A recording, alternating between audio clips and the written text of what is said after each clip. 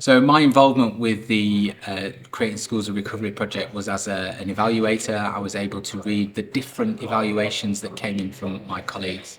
It's really clear to me that three sort of themes emerged from the project. One of the themes was around how Big Brum are able to create sort of safe spaces and braver spaces.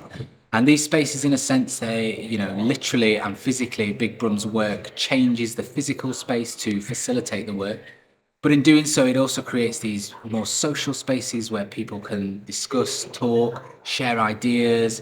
And also, these spaces start to become more pedagogical spaces where not only can the children learn from the ACT teachers, but also the teachers involved in the project can learn about their children that they're working with, but also from the pedagogy that Big Brum employs when they facilitate their work.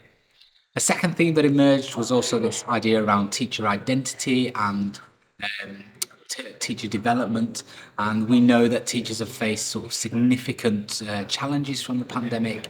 And that actually, some of the teachers involved in the project have started to think about adapting their practice, adapting who they are in their own teaching spaces, and this has had an impact upon their frame of thinking. So they're tending to move away from professional frames of thinking more towards sort of human and personal ways of thinking about teaching and learning.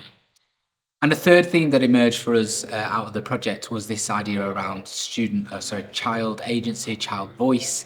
What was really evident through the work of Big Brum was that, by making the approach child-centered, it really gave a voice to young people. They felt empowered, they felt a sense of empathy, and they were able to, have a sense of belonging through the fiction of the drama, and they were also able to make sense of the reality of their world.